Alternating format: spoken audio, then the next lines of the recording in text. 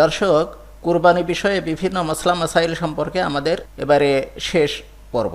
প্রশ্ন: কুরবানিতে যদি কোনো ভাগীদারের উদ্দেশ্যে অসৎ হয়, যেমন লোক দেখানো বা গোশত খাওয়া, অথবা হারাম ইনকামের টাকায় সে কুরবানিতে অংশ নিচ্ছে, এমন ব্যক্তির সাথে ভাগে কুরবানি দিলে সহি হবে কিনা?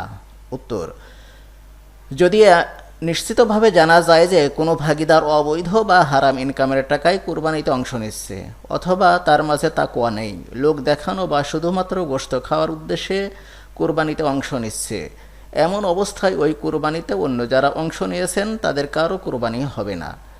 এজন্য কুরবানিতে ভাগীদার নেওয়ার সময় ভালো মতো জেনে বুঝে সব দিকে যাচাই বাছাই করে ভাগীদার নিতে হবে। এমন ভাগীদার না পেলে একা একা প্রয়োজনে ছাগল বা ভেড়া দিয়ে কুরবানি দেওয়াই উত্তম।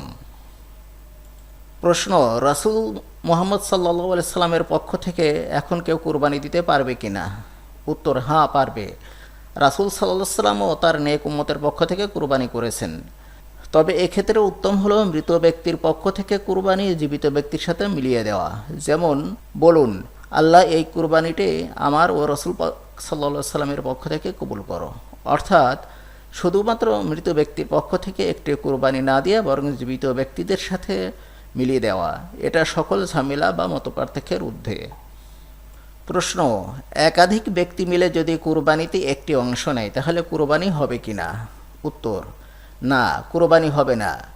একটি কুরবানি বা কুরবানির একটি অংশ একজনের পক্ষ থেকে হতে হবে। একাধিক ব্যক্তি মিলে একটি অংশের মালিক হলে সেটা কুরবানি হবে না, এটা স্রেফ গোশত খাওয়া হবে। এমতো অবস্থায় একটি পদ্ধতি অবলম্বন করা যেতে পারে। সেটা হলো সবাই মিলে টাকাগুলো একজনকে দিয়ে দিতে হবে, অর্থাৎ একজনকে সম্পূর্ণ টাকার মালিক বানিয়ে দিতে হবে। যাকে টাকা দিচ্ছেন তাকে বলুন, আপনি আপনার পক্ষ থেকে কুরবানি করুন, আমরা আপনাকে সহযোগিতা করছি। তাহলে ওই ব্যক্তির পক্ষ থেকে কুরবানি আদায় হয়ে যাবে এবং বাকি সবাই ভালো কাজে সহযোগিতা করার জন্য সওয়াব পাবেন, আর গোশত তো বোনাস হিসাবে পাচ্ছেনই।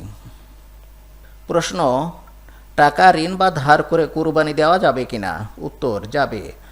যদি ওই ঋণ বা ধারের টাকা পরিশোধ করার মতো সামর্থ্য তার থাকে, ভালো কাজ ধার বা ঋণ করেও করা যায়।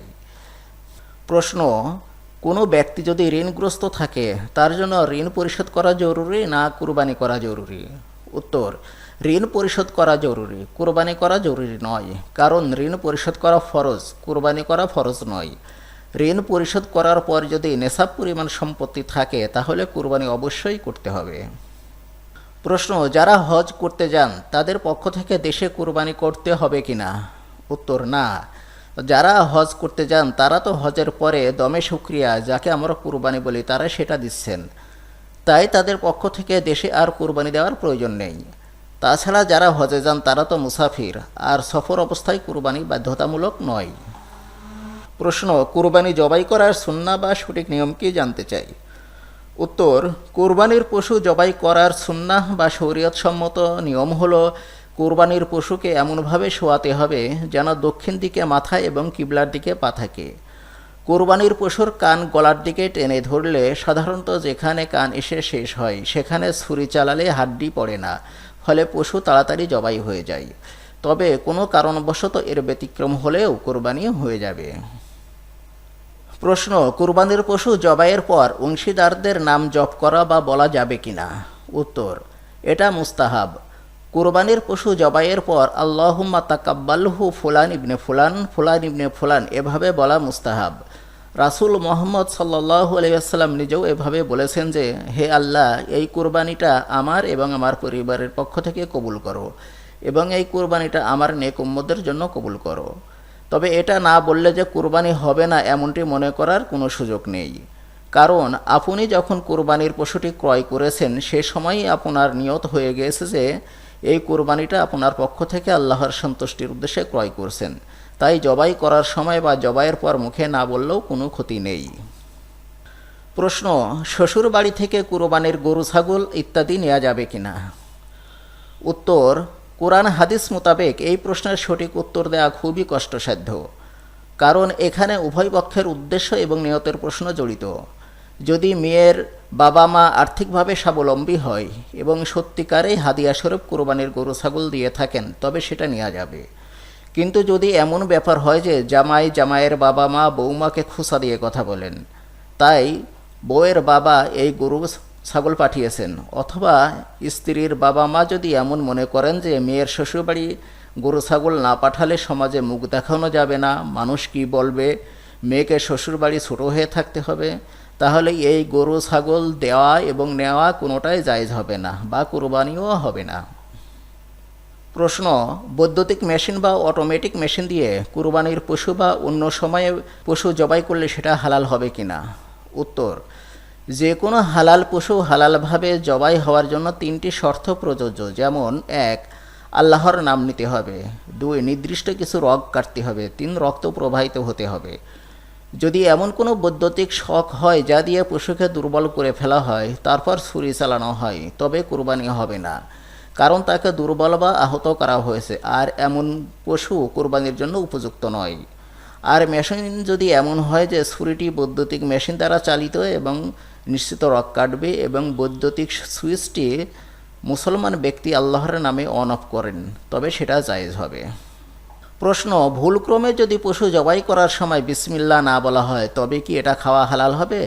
উত্তর, কোনো মুসলমান যদি ভুলক্রমে বিসমিল্লাহ পড়তে ভুলে যান তাহলে কোনো সমস্যা হবে না, পশুর গোশত খাওয়া হালাল হবে, কারণ এমন সময় ভুল হতেই পারে। যখন পশু জবাই করা হয় তখন গরু প্রচণ্ড ছুটাছুটি করে, অনেক শক্তির প্রয়োজন হয়, অনেকের ভয়ও কাজ করে, তাই ভুল হওয়াটা স্বাভাবিক, কিন্তু যদি ইচ্ছাকৃত বিসমিল্লাহ না পড়া হয় তাহলে জায়েজ হবে না। প্রশ্ন, কুরবানিকারী ব্যক্তিকে কি চুল, নখ ইত্যাদি কাটা থেকে বিরত থাকতে হবে? উত্তর, হ্যাঁ। এই আমলটি রাসূল আকরাম মুহাম্মদ সাল্লাল্লাহু আলাইহি ওয়াসাল্লাম করতেন। জিলহজ মাসের 1 তারিখ থেকে 10 তারিখ অর্থাৎ ঈদের নামাজ পর্যন্ত চুল, নখ ইত্যাদি কাটা যাবে না। ঈদের নামাজ ও কুরবানির পর এগুলো কাটতে হবে। প্রশ্ন, কুরবানি ঈদের দিন প্রথম খানা কুরবানির গোশত দিয়ে খাওয়া উত্তম, কথাটা কতটুকু সত্য?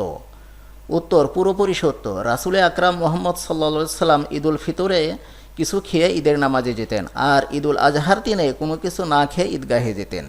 নামাজের পর কুরবানি করতেন এবং সেই কুরবানির গোশত দিয়ে দিনের প্রথম খানা খেতেন। আল্লাহ পাক কুরবানির গোশত আপনাকে হাদিয়া দিয়েছেন, তাই এই হাদিয়াকে গ্রহণ করার উদ্দেশ্যে দিনের কিছু সময় একটু না খেয়ে থাকুন না, তাতে আল্লাহর হাদিয়াকে অধিক মাত্রায় মূল্যায়ন করা হবে এবং অধিক বরকত হবে। প্রশ্ন, জবাইকৃত পশুর রুহু বা জান বের হওয়ার পূর্বে কি চামড়া ছিলা যাবে? উত্তর, সম্পূর্ণ হারাম। রাসূল সাল্লাল্লাহু আলাইহি ওয়াসাল্লাম কঠোরভাবে নিষেধ করেছেন, বরং তিনি বলেছেন, যখন তোমরা কোনো পশুকে জবাই করবে তখন তার উপর রহম করবে, ছুরিটা ভালো মতো ধার দিয়ে নেবে যেন তাড়াতাড়ি ভালোভাবে রগগুলো কেটে যায় এবং তার জান বের হতে কষ্ট কম হয়। রাসূল সাল্লাল্লাহু আলাইহি ওয়াসাল্লাম যেখানে এমন নির্দেশ দিয়েছেন সেখানে নড়াচড়া করছে এমন পশুর চামড়া ছিলা কীভাবে জায়েজ হতে পারে? প্রশ্ন, কুরবানি এবং আকিকা একই পশুতে একসাথে দেয়া যাবে কিনা? উত্তর, এখানে আলেমদের মাঝে মতবিরোধ রয়েছে। কিছু কিছু আলেম বলেন দেয়া যাবে, তবে অধিকাংশ এবং প্রসিদ্ধ আলেমগণের অভিমত হলো দেয়া যাবে না, কারণ কুরবানি একটি ইবাদত আর আকিকা হলো নবজাতকের জন্য তার অভিভাবক বা পিতার দায়িত্ব, যা জন্মের 7ম দিনে করতে হয়। দুইটি সম্পূর্ণ আলাদা বিষয়। তাছাড়া কুরবানিতে ভাগ চলে, কিন্তু আকিকাতে কোনো ভাগাভাগি নেই। এই সতর্কতামূলক কুরবানির পশুর সাথে আকিকার ভাগ না দেওয়াই উত্তম। প্রশ্ন, ভিন্ন দেশে কুরবানি দেয়া যাবে কি না? উত্তর, হ্যাঁ যাবে, বরং কোনো কোনো সময় এটা উত্তম। যদি এমন হয় যে অমুক দেশ বা অঞ্চলের মানুষ বেশি দরিদ্র, আমার কুরবানির গোশত আমি তাদের খাওয়াবো, এমন নিয়ত থাকলে আরও অধিক সওয়াব পাবেন। অনেকেই প্রবাসে থাকেন যারা কুরবানি দেন না, এটা ঠিক নয়, কারণ তারা মনে করেন এখানে তো আত্মীয় স্বজন লোকজন কেউ নেই, এখানে কুরবানি দিলে গোশত খাবে কে? এমন ধারণায় কুরবানি দিলে শুধু গোশত খাওয়াই হবে, অন্য কিছু নয়। প্রশ্ন, ভিন্ন দেশে কুরবানি করলে কোন সময় করতে হবে? উত্তর, যার পক্ষ থেকে কুরবানি করা হচ্ছে বা কুরবানির পশু যেখানে বা যে দেশে আছে সেখানের সময় বা দিন অনুযায়ী কুরবানি করতে হবে। আপনার নিজ দেশের সময়ের সাথে এর কোনো সম্পর্ক নেই। প্রশ্ন, কুরবানির পশু কেনা আছে কিন্তু কুরবানি করা হয়নি কোনো কারণবশত, এখন করণীয় কি? উত্তর, পরবর্তীতে এটা সদকা করে দেবেন আল্লাহর সন্তুষ্টির উদ্দেশ্যে। প্রশ্ন, কুরবানির চামড়ার বিধান কি, বিস্তারিত বলবেন? উত্তর, কুরবানির চামড়া যদি নিজে ব্যবহার করতে পারেন তবে ব্যবহার করবেন, অথবা পরিষ্কার করে খেতেও পারেন, এটা অনেক এলাকায় খেয়ে থাকে, অথবা গরিব মিসকিনকে গোটা চামড়া দান করে দেবেন। অনেকে বিক্রি করে টাকাটা অনেকের মাঝে ভাগ করে দেন, এটা উত্তম নয়, কারণ কোরবানির কোনো কিছু বিক্রি করা জায়েজ নেই। যদিও বিক্রি করে টাকা আপনি নিজে নিচ্ছেন না, গরিবদের মাঝেই দান করছেন, তারপরও এই ঝামেলায় যাওয়ার দরকার কি? প্রশ্ন, কোরবানির চর্বি অনেকেই বিক্রি করেন, এটা কি ঠিক? উত্তর, সম্পূর্ণ নাজায়েজ। আমাদের দেশে সাধারণত ঢাকা শহরে দেখা যায় অনেকেই ভ্যান গাড়িতে করে বা একা একা বড় হাড়ি নিয়ে রাস্তায় হাঁক ছেড়ে বলেন, চর্বি বিক্রি করবেন, চর্বি। অনেকেই তাদের ডাকে সাড়া দিয়ে সত্যিকারে চর্বি বিক্রি করেন, এটা সম্পূর্ণ নাজায়েজ। প্রশ্ন, অনেক এলাকায় দেখা যায় কোরবানির গোশত 3 ভাগ করে 1 ভাগ সমাজের জন্য দেয়া হয় বা নেওয়া হয়। সমাজের মোড়ল মাতব্বরগণ সেটা গরিবদের মাঝে বিতরণ করেন, এটা কি সঠিক? উত্তর, উত্তম নয়। যদিও সমাজের মোড়ল মাতব্বরগণ গরিবদেরকেই দিচ্ছেন, কিন্তু আপনার তো অন্য গরিব লোক বা অন্য কাউকে দেওয়ার ইচ্ছা থাকতে পারে। আল্লাহ পাক কোরবানির গোশত আপনাকে হাদিয়া দিয়েছেন, অতএব আপনার গোশত আপনার পছন্দ মতো গরিবদের দেওয়ার স্বাধীনতা আপনার আছে। তাছাড়া এটা ইবাদত, আর ইবাদতের মাঝে কারো মাতব্বারি করা ঠিক নয়। এটাকেও একটা নীরব চাঁদাবাজি বলা যেতে পারে।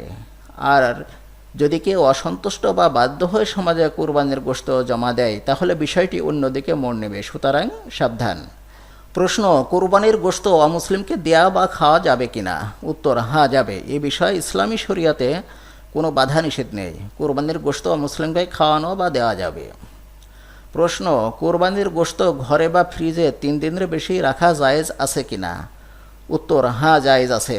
3 দিন কেন, পারলে 3 বছরও রাখতে পারেন, এতে কোনো বাধা নিষেধ নেই। প্রশ্ন, কোরবানির গোশত শুকিয়ে সংরক্ষণ করা যাবে কিনা? উত্তর, হ্যাঁ জায়েজ আছে। রাসূল মুহাম্মদ সাল্লাল্লাহু আলাইহি সাল্লাম এর যুগে সাহাবীগণ গোশত শুকিয়েই রাখতেন, তখন তো ফ্রিজ ছিল না।